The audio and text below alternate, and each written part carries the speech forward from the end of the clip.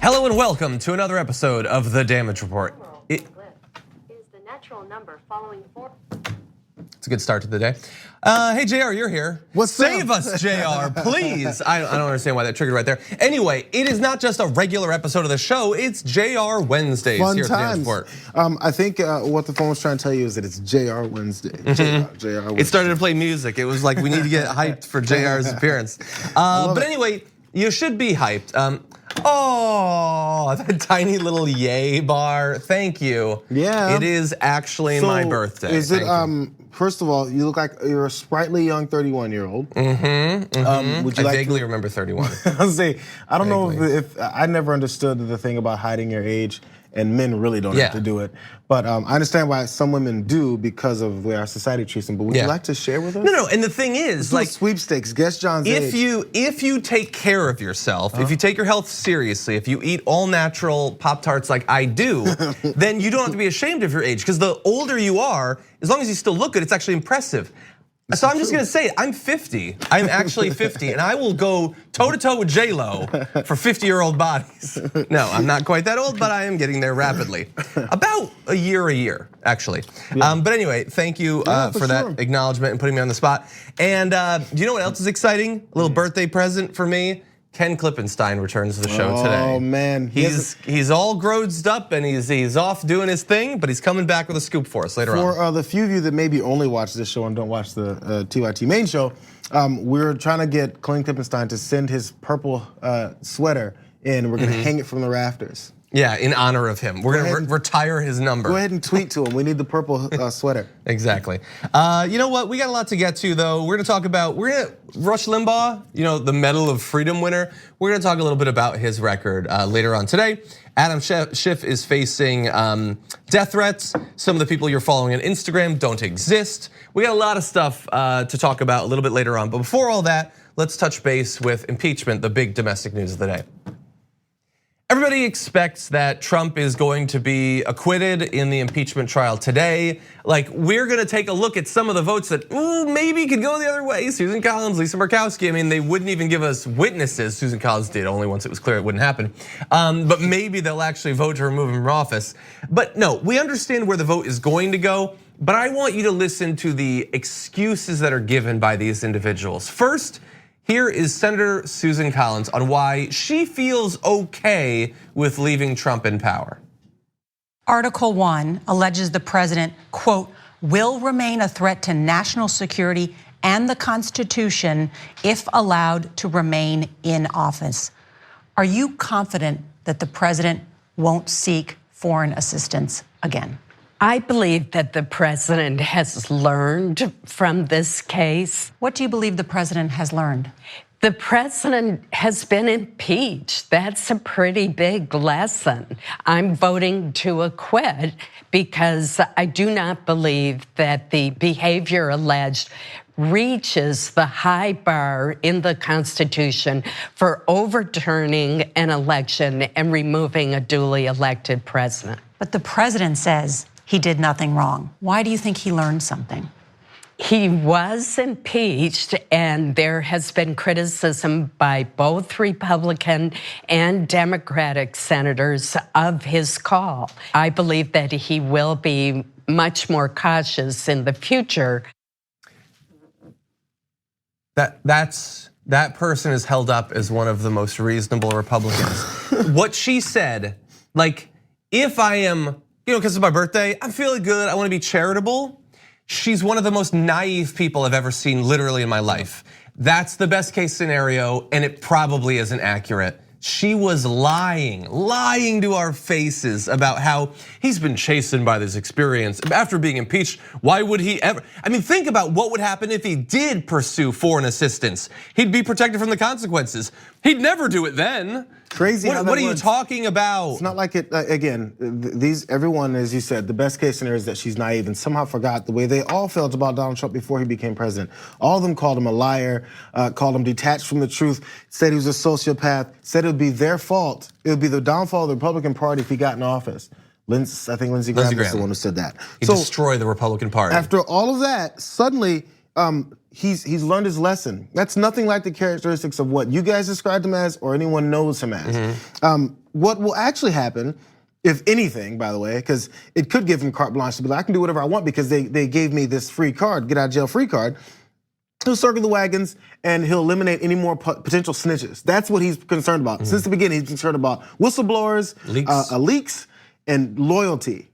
As he's found that may not always be the case, he's gonna make sure he continues to tighten up that circle. And that's what dictators do. They have a small circle of people they can trust to carry out what they want. Yeah, and like her thing is, we don't need to remove him because he's learned his lesson. Okay, so let's pretend that we don't know what he thinks coming out of this. We do, and we're gonna get to that in a minute. But let's say we don't know. Let's just look at the past and see if we can learn any lessons. So Donald Trump, in his first run for the presidency, 100% repeatedly, both in public and in private, asked for foreign assistance. We can disagree about whether he received it, but he did it in public. His campaign manager had meetings. He was asking for it on TV, all that. He asked for it. As a result of that, there was a multi-year investigation of him that was far more damaging and distracting and all of that than impeachment was, which was only a couple of months. As soon as the Mueller report came out, the next day, he had phone calls trying to pressure Ukraine to help him out. So he didn't learn anything from a multi-year investigation of his seeking foreign assistance. Then he does it the second time, even though he knows the consequences, and the Republicans 100% protect him again. You would have to be a madman to think that he would not. He's gonna do it in this election, not like for future stuff, the midterms, wants to help out Republicans. He is going to actively do it now. But that's the hypothetical. We don't have to be hypothetical. I mean, Norah O'Donnell in that said, he says he didn't do anything wrong. In fact, you can take a look at this if you want to check it out. Philip Bump, and it even conveniently has a photo of Susan Collins. The 75 times he's insisted he did nothing wrong. If a kid keeps saying, I didn't do anything wrong, imagine if the parents were like, no, he learned his lesson. How stupid would you have to be? Every time that he did it. And in particular, like that's in general, he's been saying he did nothing wrong. He was asked about Susan Collins specifically saying he had learned a lesson. The president said, it was a perfect call. He is yelling at her, no, I have learned nothing because I didn't do anything. It was a perfect call, I can do whatever I want. You don't have to believe us, believe him. It's what it's always been. He's never hidden any of it, by the way. None of it has been done covert. None of it's been done in a way where he's like, well, I'm gonna make sure that people don't find out what I'm doing is illegal. He does it so blatantly, I'm not even sure if he knows that it's illegal. No, not that he doesn't know that it's wrong or the way he does other presidents haven't done before, at least so blatant. I'm sure other presidents have had corruption we never found out about. But what he's learned is like so much so he thinks he's a different kind of human being. So even if he considers something is illegal, he'll go, I did it, but I get to do it because I'm Donald Trump. It's the way his brain works. And until we understand that, as outrageous as that perspective is, you're gonna continue to run into this brick wall. Susan Collins, but I don't think she really cares. No, she's fundamentally unserious. Just not. She is a hack of a different flavor. Like the other Republicans, she likes to pretend that she's not, but she is. The end result is the same. A normal human being, after going through the year-long investigation and then somehow skirting that responsibility that was blatantly put forward of the evidence. But after you have a collective group of a majority of the Senate backing you up publicly and vehemently, like you're forced to go harder with this. If nothing else, this encourages him more than the previous thing. Well, you know who is gonna go hard? Trump's inner circle, because we're like, has he learned a lesson about other time? Like hypothetically, he could ask, Ireland for help or something. I wonder what he'll do in the future. No, let's stick for just a second to this particular call for foreign assistance. Rudy Giuliani was asked about whether they should push forward with investigations of Biden. He says, absolutely, 100%. I would have no problem with him doing that. In fact, I'd have a problem with him not doing it. I think he would be saying that Joe Biden can get away with selling out the United States, making us a fool in the Ukraine. Giuliani has not been pushed aside by Donald Trump. He has not been attacked by Donald Trump in any way. He's still working for Donald Trump. And they're saying they're gonna go forward with this call for assistance. But again, he learned something. Yeah, he did. He 100% learned something. He learned that he can do whatever he wants. That's the system we have. He's not formally a king, but in effect, he can do whatever he wants. By the way, let's turn now just briefly to Lisa Murkowski. She said, based on what we heard, clearly a factor in that was the president was looking for a certain action from President Zelensky as it related to the Bidens. I believe that. So she says, yes, he was trying to pressure Zelensky to investigate the Bidens. So she gets it. Hey, we won. No, the response to the president's behavior is not to disenfranchise nearly 63 million Americans and remove them from the ballot. I cannot vote to convict. The Constitution provides for impeachment, but does not demand it in all instances. So I grant you, she says, yes, he tried to pressure a foreign leader to announce bogus investigations of Joe Biden to manipulate the effects of the 2020 election, but I'm not gonna do anything about it. This doesn't matter. Again, it goes back to you can do whatever you want. It's it's the Dershowitz argument again. Yes, he did all these things, it was horrible, but he's the president, and what we don't want to do is remove a criminal president. We'll admit that he's a criminal president, but we don't want people to be mad that they voted for a criminal and he was removed for being a criminal. Yeah. It doesn't make any sense. What are you there for? Yeah, and look, anyone who says something overturn an election, never trust a thing that person says. By its very nature, every single impeachment is going to that definition, overturn an election. It's an irrelevant point, it doesn't mean anything. It's clearly laid out under what circumstances impeachment is merited. Bribery, high crimes and misdemeanors, treason, all of that. Look, we can disagree about whether we believe that this falls under, I think it's very clear. But this whole thing of, I think we should just let the people vote, that can be the retort to any crime a president commits. Trump could go on a shooting spree and kill all the Democrats who are running against him, and Lisa Murkowski could throw her hands up and say, well, yeah, I agree, it's inappropriate, but shouldn't the American people really decide at the end of the day? Yeah. It is fundamentally devoid of any intellectual or ethical merit. Let's go with the rest of the flawed, this last thing on this, I'm sorry.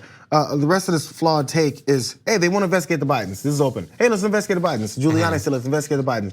Hey, you know what? There's millions and millions of Americans who still support Joe Biden. Should you take that into account? Hey, don't investigate the Bidens. Don't investigate Joe, don't investigate Hunter. Don't go into that solely because people still like Joe Biden. Just let the people decide. That's our reasoning. Let the people decide. So frustrating. Oh, by the way, just a small amount of credit. Doug Jones apparently is going to vote to convict him. He did announce that earlier today. By the way, it might be happening right now. Reluctantly. Reluctantly, whatever. He's going to do it. It's something, I guess. It's something. In general, we get nothing. Okay, we're gonna take a short break. Lots more to get to after this. We need to talk about a relatively new show called the Republic, or UNFTR. As a Young Turks fan, you already know that the government, the media, and corporations are constantly peddling lies that serve the interests of the rich and powerful. But now there's a podcast dedicated to unraveling those lies, debunking the conventional wisdom. In each episode of the Republic, or UNFTR, the host delves into a different historical episode or topic that's generally misunderstood or purposely obfuscated by the so-called powers that be, featuring in-depth research, razor-sharp commentary, and just the right amount of vulgarity. The UNFTR podcast takes a sledgehammer to what you thought you knew about some of the nation's most sacred historical cows. But don't just take my word for it. The New York Times described UNFTR as consistently compelling and educational, aiming to challenge conventional wisdom and upend the historical narratives that were taught in school. For as the great philosopher Yoda once put it, you must unlearn what you have learned. And that's true whether you're in Jedi training or you're uprooting and exposing all the propaganda and disinformation you've been fed over the course of your lifetime. So search for UNFTR in your podcast app today and get ready to get informed, angered, and entertained all at the same time.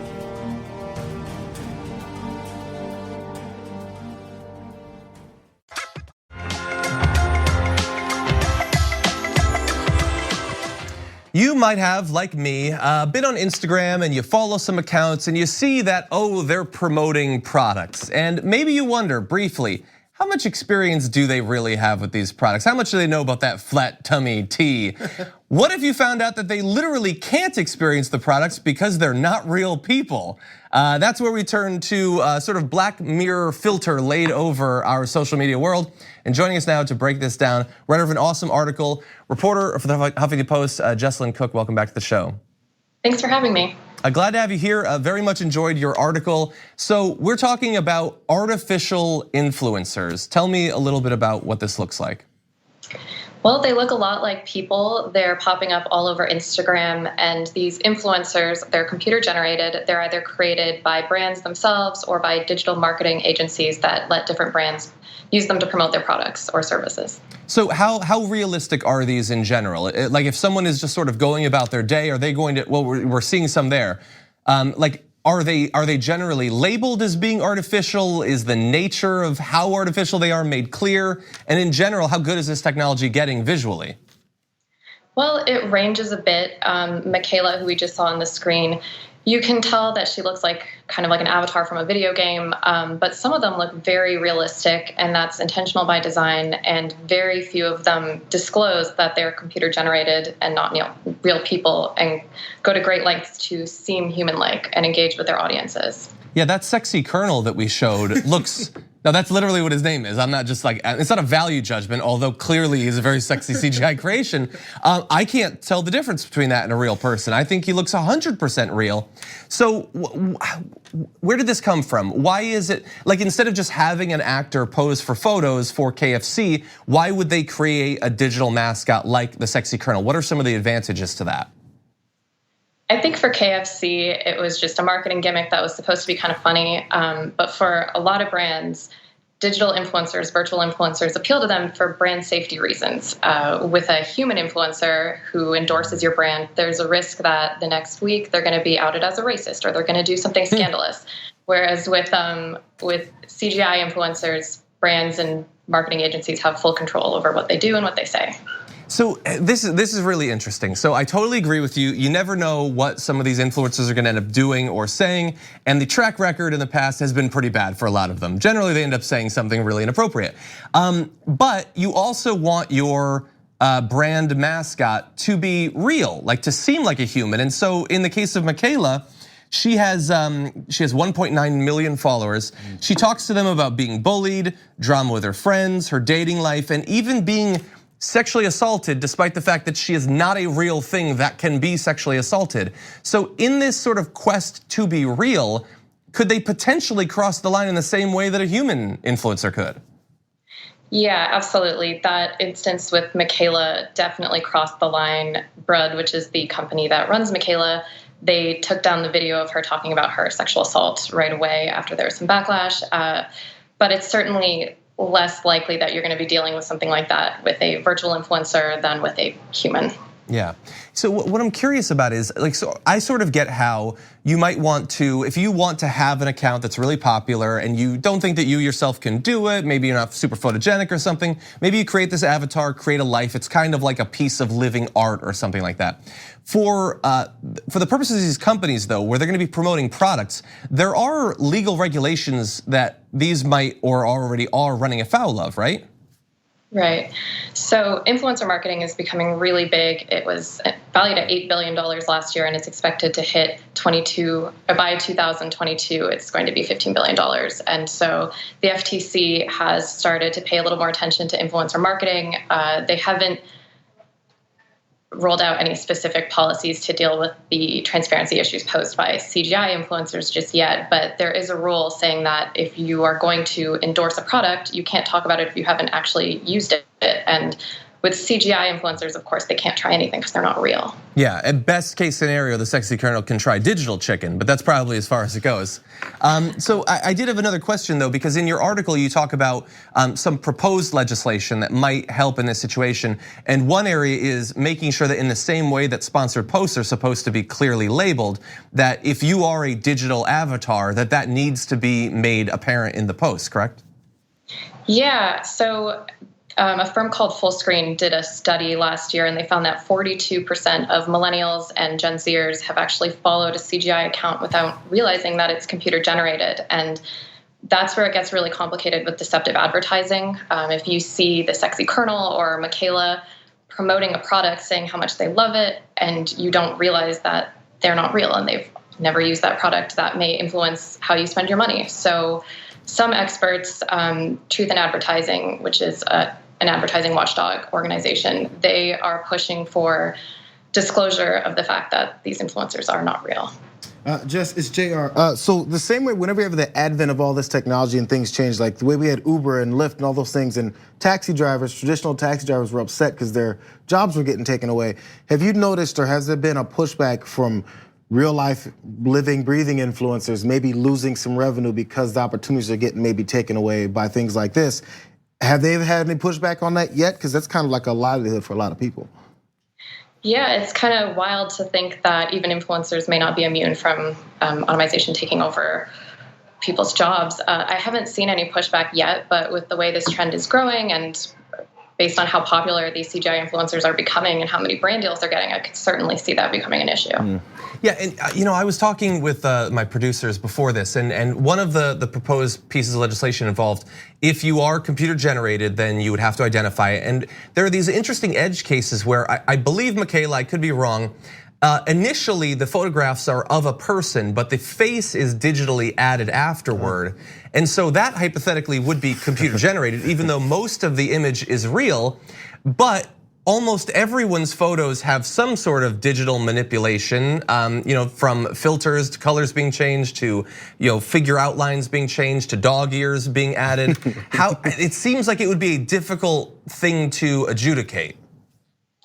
Yeah, it's definitely going to be very complicated and messy, and I think that's why agencies like TINA, organizations like TINA, are hoping that the FTC will step in soon with some specific rules to say what is okay and what is not, and also how to disclose if an influencer is computer generated, whether that's acceptable to do that through a hashtag virtual influencer, or whether it needs to be more explicit. We just don't know yet. Yeah, well, Jesselyn, we appreciate, as always, you joining us. Great work there at the Huffington Post.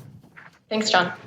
And I just want to finally add, I've had conversations with my wife, who is an actress, so she hates these conversations. But in the same way that, like, if you're gonna give like advertising stuff to an influencer, you'd prefer it with someone who you have a team of social media interns that are that person.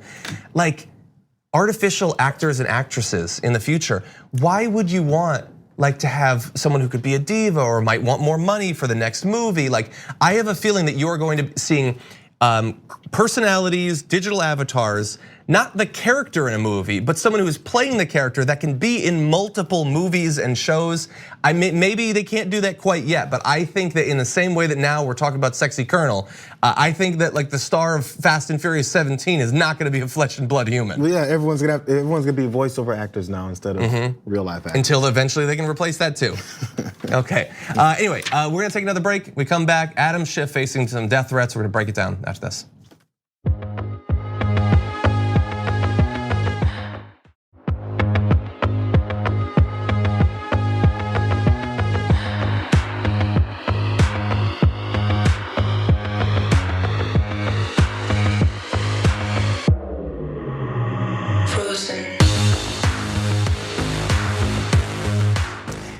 It looks like today the whole impeachment thing is about to wrap up, but it's going on for a few months, and throughout, no one has been a more daily thorn in the side of Donald Trump when it comes to impeachment than Adam Schiff.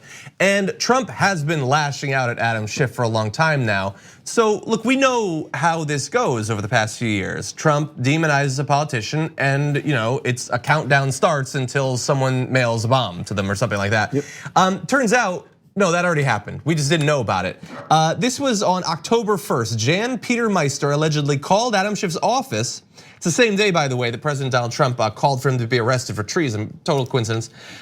Following an investigation, Meister was arrested on October 3rd. He was indicted on October 23rd on a host of charges, including illegal possession of a number of firearms. He's pleading not guilty. So what did he do? Well, he called Schiff's office and he left a voicemail.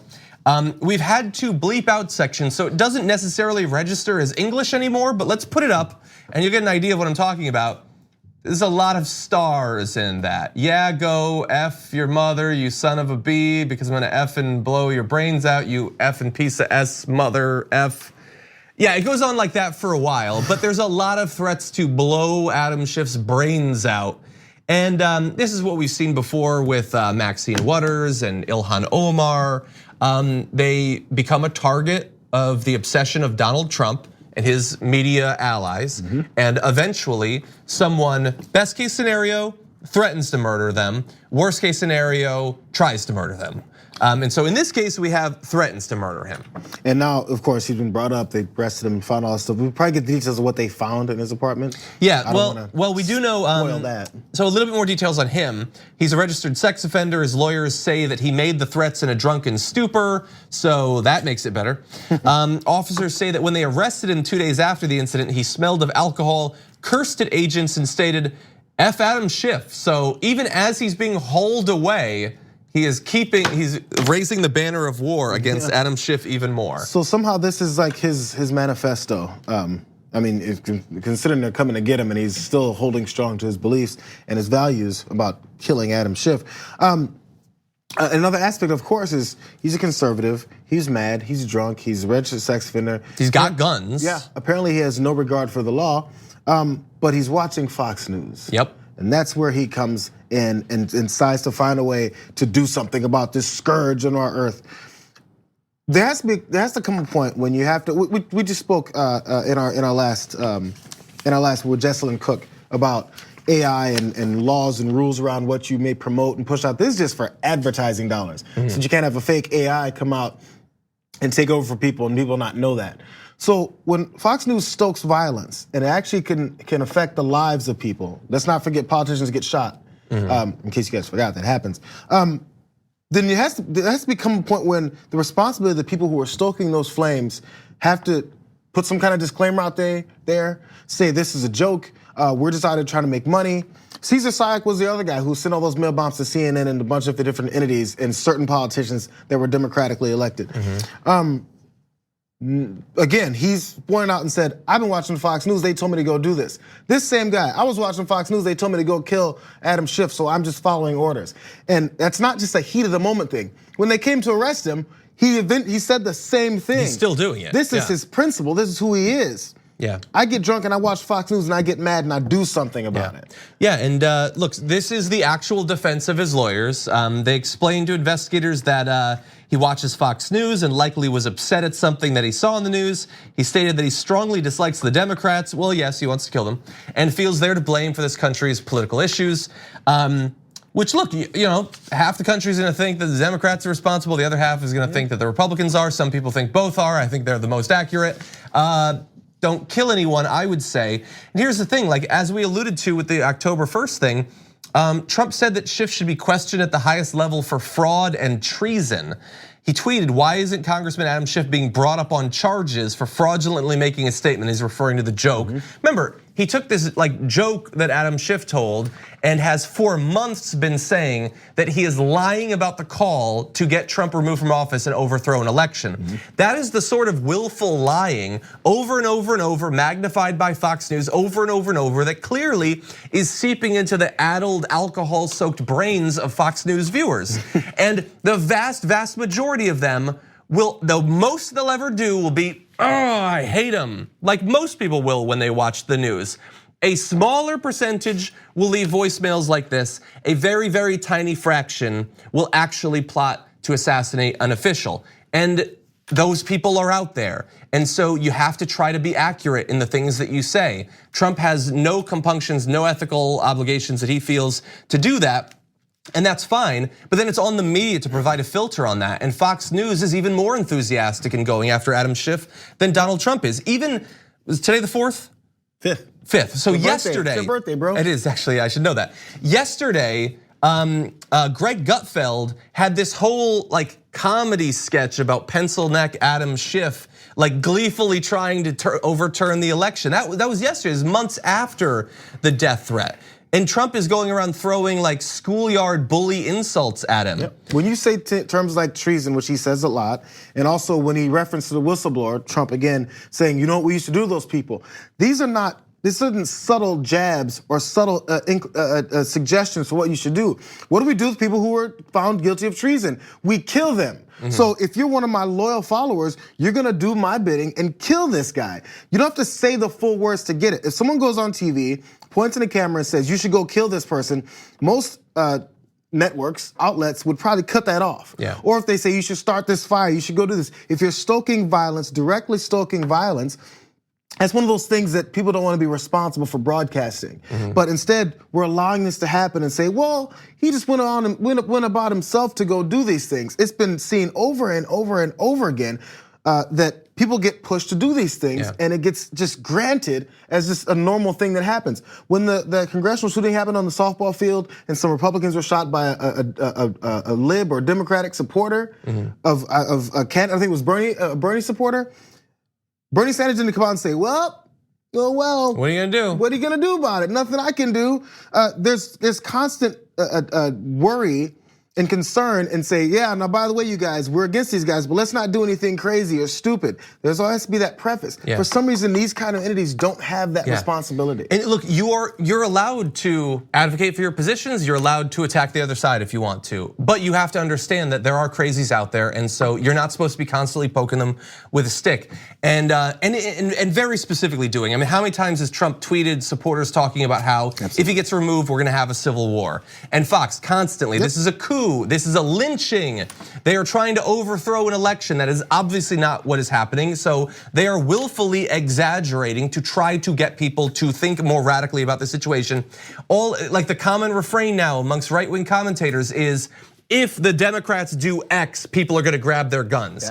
Not they're gonna grab their guns and that's terrible, don't do that, never threaten violence against your political opponents. They just end the sentence there. Meghan McCain on The View gets watched by millions of people. And she says, well, if they try to pass gun control, it's gonna be a civil war. People are gonna grab their guns and start shooting. And then we see at the Trump rallies, more and more of his people saying, yeah, come and get my guns, I'm ready for it. Threatening reporters right there. Instead of saying that's a terrible thing, what they're saying is that using that threat as a deterrent from people to voice their point of view or support who they want to support, or say what they want to say against this president. It's instead of saying that's a horrible thing that we consider some people they do, it's, hey, don't forget, you might die, so don't be an American anymore. Exactly. Thankfully, they caught this guy, but God only knows how many other people are sort of stewing in this anti-Adam Schiff thing. And by the way, it's the last thing, his attorney said, oh, he's not a viable threat because he can't go all the way and kill Adam Schiff on the East Coast because he lives in Arizona. Adam Schiff represents a district in California. California is right next door to Arizona. I don't care what you think he can do. If he's motivated to do it because he feels his duty in life is to be loyal to this president, then he'll do whatever he wants. I don't care what you think he can do. He said he wanted to do it. No, and he had the means to do it. We don't make the lives of our congresspeople dependent on whether someone like feels up to hop a Greyhound one afternoon. Anyway, we're gonna take another break. On the other side, Ken Klippenstein.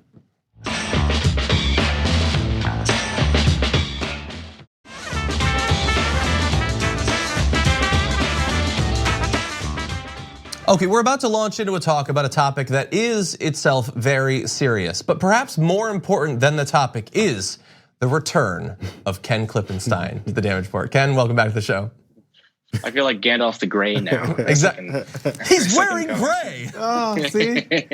He tumbled forever through a mountain battling Crystalliza all the way to the bottom, but now he's back. Look, and Ken, while we're always happy to have you on, and you can join us and just chit chat, there is a good reason that you're here. You do have a very recent scoop. Yeah, I'm sorry it can't be better news, but it's kind of the nature of my stories. What I found was that CBP has been given under the Trump administration. CBP stands for Customs and Border Protection. The part of it that ordinary people would probably recognize would be Border Patrol. They've been given a new security designation that allows it to sort of enjoy greater secrecy, not respond to open records requests in certain conditions. Generally, it's making it less transparent. I would say, in short, the public now will know less about what Border Patrol is up to. So, and I sort of worry that this sort of change, I think for a lot of regular people it's not gonna be immediately clear what it means or why it's being done. How is it being sold by the federal government? First of all, is it being sold in a public way, or like are they sort of like, is it sort of hidden that this is happening? And what is the justification for this change? This was done completely secretly. The only reason I know about it is because someone who works for CBP leaked it to me, the memo, giving it this new security designation that I should point out puts it in the what was the term they used in the memo? They said the frontline intelligence agencies like the FBI or DOD components. Now Border Patrol enjoys a lot of those same protections. What's incredible about it is what they cite as a pretext, and I say pretext because I don't know for sure if this is why they did it or if they're just saying this, why they did it, was a Twitter troll who was posting already public information about their salaries and their official role within the organization, which was already legal to access. And so they're acting like this is some huge affront to the safety of their employees, and that's why they're adopting these new security secrecy measures. Yeah, government salaries across the board are public information, aren't they? Yep. And would this change actually hide salary information for CBP officials? Oh yeah, we can't get them anymore under the Freedom of Information Act or other public records. And not just that, I would say crucially, you also can't know who is doing what. You can't know. I do a lot of FOIA work, and when I'm trying to find out, what sort of documents might be of interest to the public, it helps me a whole lot to know who has what role in an institution. Who's responsible for what, because then you have an idea of what sorts of records they're going to be producing.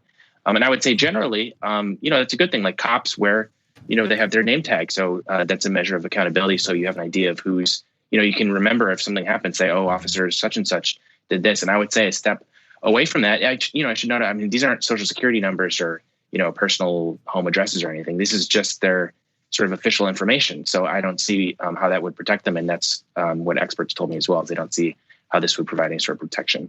And so people who've been following the channel for a while, we've had you on for a lot of your stories, and quite a few of them are around CBP or ICE, other immigration and those sorts of stories.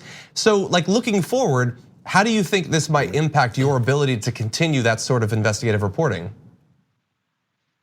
I think they won't like it because I'm going to be getting more leaks. Someone like me, we can do this the easy way or the hard way. You can give it to me under FOIA, or I'm going to find out about it from my sources inside the agency, so they can take their pick. I like that little threat. So you're not feeling necessarily deterred. Like you're perfectly happy to go through FOIA requests and things like that. But I mean, this story itself is the product of a leak, and so it certainly seems like there is going to be a release valve for this sort of information going forward.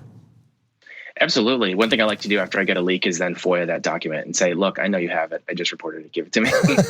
So there's there's a funny sort of symbiotic relationship between those two different things. But I would say more seriously, not everyone has sources. If you're an ordinary person that wants to know what's going on and you're not a reporter, why would you have sources? So that I think while it may not hurt me individually, I think it is going to hurt the society generally with respect to people being able to understand what the government's up to. Yeah.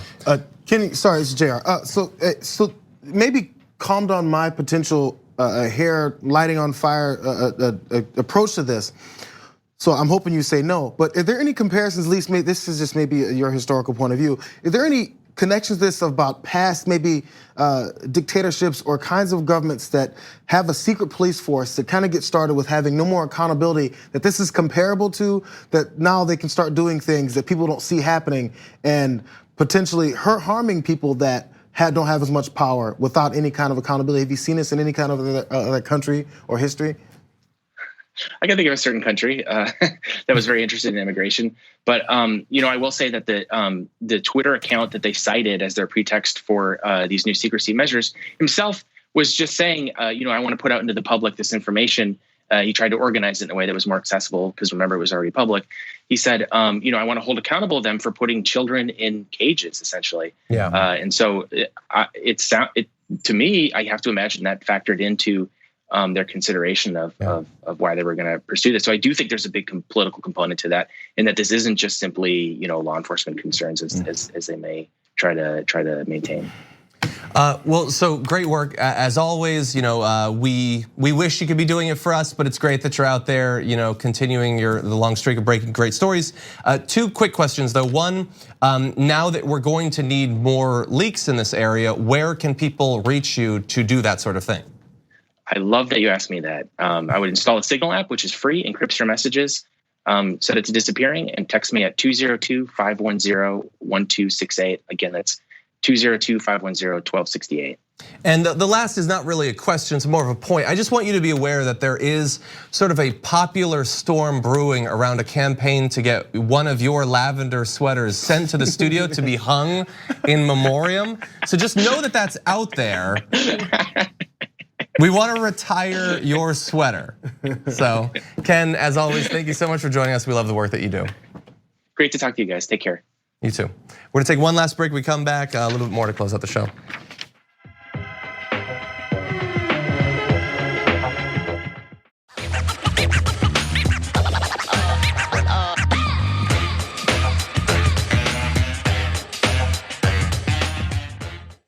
I am proud to announce tonight that you will be receiving our country's highest civilian honor, the Presidential Medal of Freedom.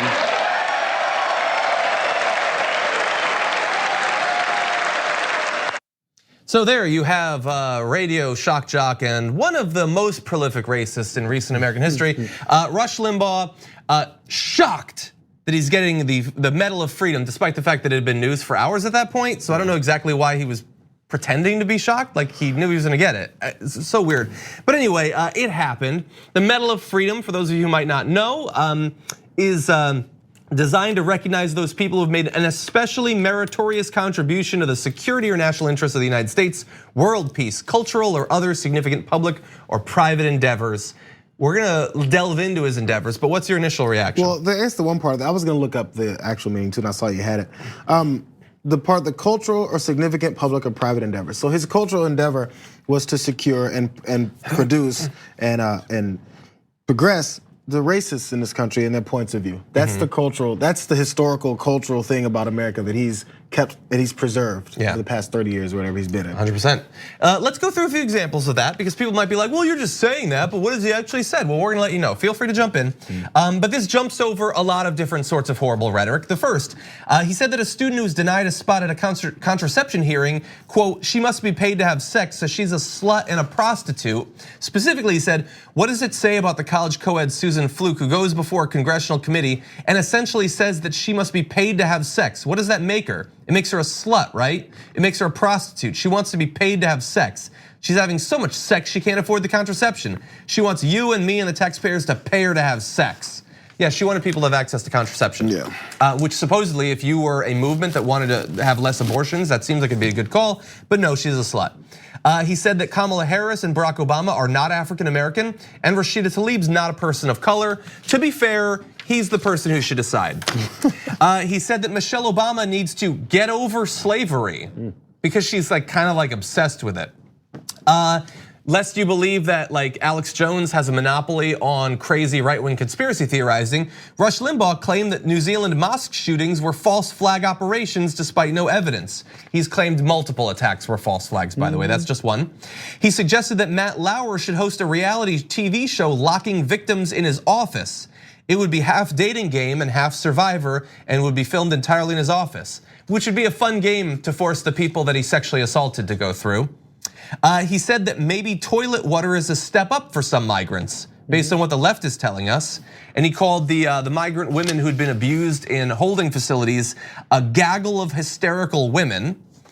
In 2011, he mocked a speech by the president of China saying on air, Hu Jintao was just saying ching cha, ching chang cho chow, cha chow, ching cho, chi ba ba ka, quo qua qua ki.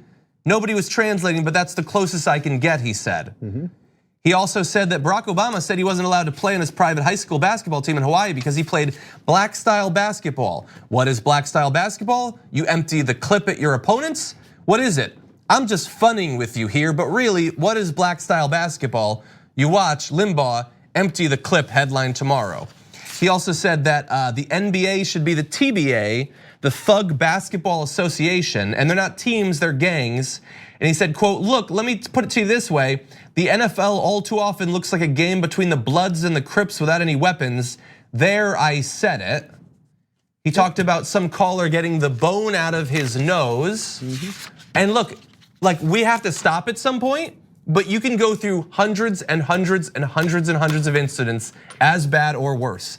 These are not like diversions from his career. This is why he had any audience at all for 31 years. Absolutely, meritorious contributions to cultural and significant public or private endeavors. That's Rush Limbaugh's meritorious contributions to our society, and that's what he's being celebrated for. And it's impossible for me to care less about the fact that he got the Medal of Freedom. I'm not even upset about it. Who cares? It's a part of the trolling process. We know that he just announced that he's got stage 4 lung cancer, right? And then so this came up now.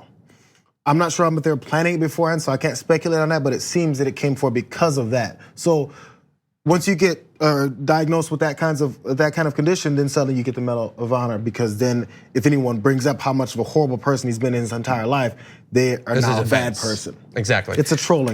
No, he's a bad person. He's an enthusiastic bad person. That is all he has ever been. That's the only reason anyone ever liked him. Jayar, as always, thank you so much. Great to have you here. Thank you everybody for watching. Lots more planned for the rest of the week. We got more for you. Send Johnny Pie birthday gifts. Expensive things.